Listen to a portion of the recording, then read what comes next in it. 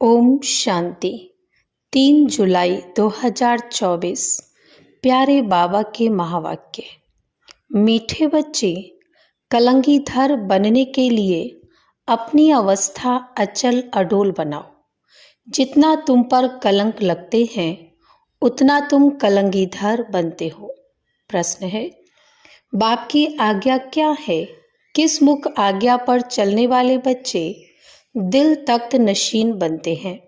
उत्तर, बाप की आज्ञा है, मीठे बच्चे, तुम्हें कोई से भी खिटखिट नहीं करनी है, शांति में रहना है। अगर कोई को तुम्हारी बात अच्छी नहीं लगती तो तुम चुप रहो, एक दो को तंग नहीं करो। बाप दादा के दिल तख्त नशीन तब बन सकते जब अंदर कोई भी भूत ना रहे, मुख से कभी कोई कड़वे बोल ना निकले, मीठा बोलना जीवन की धारणा हो जाए। ओम शांति। भगवानुवाच, आत्म अभिमानी भव। पहले पहले जरूर कहना पड़े, यह है बच्चों के लिए सावधानी। बाप कहते हैं कि हम बच्चे बच्चे कहते हैं तो आत्माओं को ही देखता हूँ। शरीर तो पुरानी जुत्ती है, ये सतो प्रधान बन नहीं सकता। सतो प्रधान शरीर तो सतयुग में ही मिलेगा। अभी तुम्हारी आत्मा सतो प्रधान बन रही है, शरीर तो वही पुराना है। अभी तुमको अपनी आत्मा को सुधारना है, पवित्र बनना है। सतयुग में शरीर भी पवित्र मिलेगा। आत्मा को शुद्ध करने के लिए एक बाप को याद करना होता है। बाप भी आत्मा को देखते हैं, सिर्फ देखने से आत्मा शुद्ध नहीं बनेगी। वही तो जितना बाप को याद करेंगे उतना शुद्ध होते जाएंगे।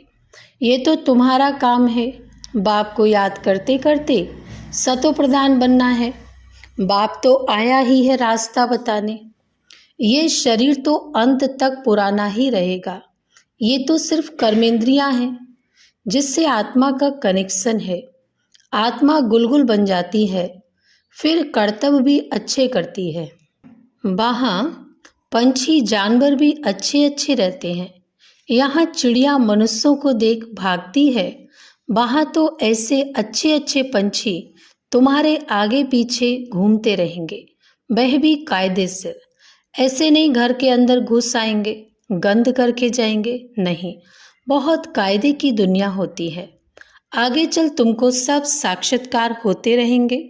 अभी मार्जिन तो बहुत पड़ी है। स्वर्ग की महिमा तो अपरम अपार है, बाप की महिमा भी अपरम अपार है, तो बाप के प्रॉपर्टी की महिमा भी अपरम अपार है। बच्चों को कितना नशा चढ़ना चाहिए। बाप कहते हैं, मैं उन आत्माओं को याद करता हूँ जो सर्विस करते हैं, वे ऑटोमेटिकली याद आते हैं। आत्मा में मन बुद्धि है ना, समझते हैं कि हम फर्स्ट नंबर की सर्विस करते या सेकेंड नंबर की करते हैं। ये सब नंबरवार समझते हैं। कोई तो म्यूजियम बनाते हैं, प्रेसिडेंट, गवर्नर आदि के पास जाते हैं, जरूर अच्छी रीति समझाते होंगे। सब में अपना अपना गुण है। कोई में अच्छे गुण होते हैं तो कहा जाता है ये कितना गुणवान है।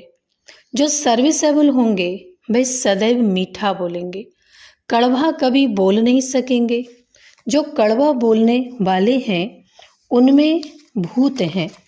देह अभिमान है नंबर 1, फिर उनके पीछे और भूत प्रवेश करते हैं। मनुष्य बद चलन भी बहुत चलते हैं। बाप कहते हैं, इन विचारों का दोष नहीं है। तुमको मेहनत ऐसी करनी है जैसे कल्प पहले की है। अपने को आत्मा समझ बाप को याद करो, फिर आहिस्ते आहिस्ते सारे विश्व की डोर तुम्हारे हाथों में आने वाली है। ड्रामा का चक्र है, टाइम भी ठीक बताते हैं, बाकी बहुत कम समय बचा है। वो लोग आज़ादी देते हैं तो 2 टुकड़ा कर देते, आपस में लड़ते रहें, नहीं तो उन्हों का बारूद आदि कौन लेगा। ये भी उन्हों का व्यापार है ना। ड्रामानुसार ये भी मनुष्यों की चालाकी है। यहाँ भी टुकड़े टुकड़े कर दिया है। वह कहते ये टुकड़ा हमको मिले, पूरा बंटवारा नहीं किया गया है। इस तरफ पानी जास्ती जाता है, खेती बहुत होती है, इस तरफ पानी कम है, आपस में लड़ पड़ते हैं, फिर सिविल वार हो पड़ती है, झगड़े तो बहुत होते। तुम जब बाप के बच्चे बने हो तो तुम भी गाली खाते हो। बाबा ने समझाया है, अभी तुम कलंकी धर बनते हो। जैसे बाबा गाली खाते हैं तुम भी गाली खाते हो। ये तो जानते हो कि इन विचारों को पता नहीं है कि ये विश्व के मालिक बनते हैं। 84 जन्मों की बात तो बहुत सहज है। आपे ही पूज्य, आपे ही पुजारी भी तुम बनते हो। कोई की बुद्धि में धारणा नहीं होती है, ये भी ड्रामा में उनका ऐसा पार्ट है। कर क्या सकते हैं, कितना भी माथा मारो परंतु ऊपर चढ़ नहीं सकते। तदबीर तो कराई जाती है लेकिन उनकी तकदीर में नहीं है। राजधानी स्थापन होती है, उनमें सब चाहिए, ऐसा समझकर शांत में रहना चाहिए। कोई से भी खिटपिट की बात नहीं, प्यार से समझाना पड़ता है, ऐसे ना करो। ये आत्मा सुनती है, इससे और ही पद कम हो जाएगा। कोई कोई को अच्छी बात समझाओ तो भी अशांत हो पड़ते हैं, तो छोड़ देना चाहिए। खुद भी ऐसा होगा तो एक दो को तंग करता रहेगा, ये पिछाड़ी तक रहेगा। माया भी दिन प्रतिदिन कड़ी होती जाती है। महारथियों से माया भी महारथी होकर लड़ती है। माया के तूफान आते हैं, फिर प्रैक्टिस हो जाती है बाप को याद करने की। एकदम जैसे अचल अडोल रहते हैं। समझते माया हैरान करेगी, डरना नहीं है। कलंकी धर बनने वालों पर कलंक लगते हैं, इसमें नाराज नहीं होना चाहिए। अखबार वाले कुछ भी खिलाफ डालते हैं क्योंकि पवित्रता की बात है। अबलाओं पर अत्याचार होंगे।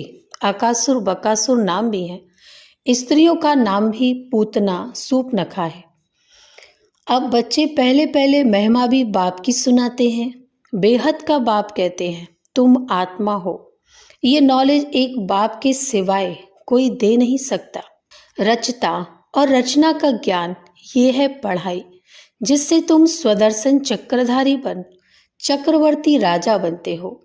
अलंकार भी तुम्हारे हैं, परंतु तुम ब्राह्मण पुरुषार्थी हो, इसलिए ये अलंकार विष्णु को दे दिया है। ये सब बातें आत्मा क्या है, परमात्मा क्या है, कोई भी बता नहीं सकते। आत्मा कहाँ से आई, निकल कैसे जाती। कभी कहते हैं आंखों से निकलती, कभी कहते हैं भ्रुकुटी से निकली, कभी कहते माथे से निकल गई। ये तो कोई जान नहीं सकता।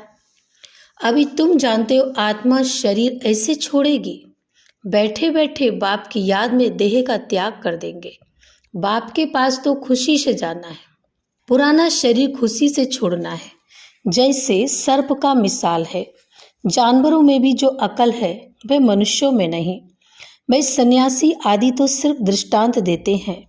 बाप कहते हैं तुमको ऐसा बनना है जैसे भ्रमरी कीड़े को ट्रांसफर कर देती है। तुमको तो मनुष्य रूपी कीड़े को ट्रांसफर कर देना है। सिर्फ दृष्टांत नहीं देना है, लेकिन प्रैक्टिकल करना है। अब तुम बच्चों को वापस घर जाना है। तुम बाप से वर्षा पा रहे हो तो अंदर में खुशी होनी चाहिए। वह तो वर्षे को जानते ही नहीं। शांति तो सबको मिलती है, सब शांति धाम में जाते हैं। सिवाय बाप के कोई भी सर्व की सदगति नहीं करते। ये भी समझाना होता है तुम्हारा निवृत्ति मार्ग है। तुम तो ब्रह्म में लीन होने का पुरुषार्थ करते हो, बाप तो प्रवृत्ति मार्ग बनाते हैं। ये बहुत गुह्य बात है। पहले तो कोई को अलफ बे ही पढ़ाना पड़ता। बोलो तुमको दो बाप हैं, हद का और बेहद का। हद के बाप के पास जन्म लेते हो विकार से, कितने अपार दुख मिलते हैं। सतयुग में तो अपार सुख है, वहाँ तो जन्म ही मक्खन मिसल होता है। कोई दुख की बात नहीं, नाम ही है स्वर्ग। बेहद के बाप से बेहद की बादशाही का वर्षा मिलता है। पहले है सुख, पीछे है दुख। पहले दुख फिर सुख कहना रॉन्ग है। पहले नई दुनिया स्थापन होती है, पुरानी थोड़ी स्थापन होती है। पुराना मकान कभी कोई बनाते हैं क्या? नई दुनिया में तो रावण हो न सके, ये भी बाप समझाते हैं। तो बुद्धि में युक्तियां हो। बेहद का बाप बेहद का सुख देते हैं। कैसे देते हैं? आओ तो समझाएं। कहने की भी युक्ति चाहिए। दुखधाम के दुखों का भी तुम साक्षात्कार कराओ। कितने अथाह दुख हैं, अपरम अपार हैं। नाम ही है दुखधाम, इनको सुखधाम कोई कह नहीं सकता। सुखधाम में श्री कृष्ण रहते हैं। श्री कृष्ण के मंदिर को भी सुखधाम कहते हैं। वह सुखधाम का मालिक था जिसके मंदिरों में अभी पूजा होती है। अभी ये बाबा लक्ष्मी नारायण के मंदिर में जाएंगे तो कहेंगे, ओहो ये तो हम बनते हैं, इनकी पूजा थोड़ी करेंगे। नंबर 1 बनते हैं तो फिर सेकंड थर्ड की पूजा क्यों करें? हम तो सूर्यवंशी बनते हैं। मनुष्यों को थोड़ी पता है, वह तो सबको भगवान कहते रहते हैं। अंधकार कितना है, तुम कितना अच्छी रीति समझाते हो। टाइम लगता है, जो कल्प पहले लगा था। जल्दी कुछ भी कर नहीं सकते। हीरे जैसा जन्म तुम्हारा ये अभी का है। देवताओं का भी हीरे जैसा जन्म नहीं कहेंगे। वह कोई ईश्वरीय परिवार में थोड़ी है। ये है तुम्हारा ईश्वरीय परिवार, वह है दैवी परिवार। कितनी नई नई बातें हैं। गीता में तो आटे में नमक मिसल है। कितनी भूल कर दी है। श्री कृष्ण का नाम डालकर बोलो। तुम देवताओं को तो देवता कहते हो, फिर श्री कृष्ण को भगवान क्यों कहते हो? विष्णु कौन है ये भी तुम समझते हो। मनुष्य तो बिगर ज्ञान के ऐसे ही पूजा करते रहते हैं। प्राचीन भी देवी देवता हैं जो स्वर्ग में होकर गए हैं। सतो रजो तमो में सबको आना है। इस समय सब तमो प्रधान है।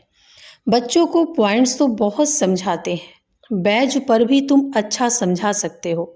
बाप और पढ़ाने वाले टीचर को याद करना पड़े, परंतु माया की भी कितनी कसमकस चलती है। बहुत अच्छी अच्छी पॉइंट्स निकलती रहती। अगर सुनेंगे नहीं तो सुना कैसे सकेंगे? अक्सर करके बाहर में बड़े महारथी इधर उधर जाते हैं तो मुरली मिस कर देते हैं, फिर पढ़ते नहीं। पेट भरा हुआ है। बाप कहते, कितनी गोहे गोहे बातें तुमको सुनाता हूँ जो सुनकर धारण करना है। धारणा नहीं होगी तो कच्चे रह जाएंगे। बहुत बच्चे भी विचार सागर मंथन कर अच्छी अच्छी पॉइंट्स सुनाते हैं। बाबा देखते हैं, सुनते हैं, जैसी जैसी अवस्था ऐसी ऐसी पॉइंट्स निकाल सकते हैं। जो कभी इसने नहीं सुनाई वे सर्विसेबल बच्चे निकालते हैं। सर्विस पर ही लगे रहते हैं। मैगजीन में भी अच्छी पॉइंट्स डालते हैं। तो तुम बच्चे विश्व का मालिक बनते हो। बाप कितना ऊंच बनाते हैं। गीत में भी है ना, सारे विश्व की बागडोर तुम्हारे हाथ में होगी, कोई छीन ना सके। ये लक्ष्मी नारायण विश्व के मालिक थे ना, उन्हों को पढ़ाने वाला जरूर बाप ही होगा। ये भी तुम समझा सकते हो। उन्होंने राज्य पद पाया कैसे? मंदिर के पुजारी को पता नहीं, तुमको तो अथाह खुशी होनी चाहिए। ये भी तुम समझा सकते हो। ईश्वर सर्वव्यापी नहीं, इस समय तो 5 भूत सर्वव्यापी हैं। एक एक में ये विकार है। माया के 5 भूत हैं। माया सर्वव्यापी है। तुम फिर ईश्वर सर्वव्यापी कह देते हो, ये तो भूल है ना।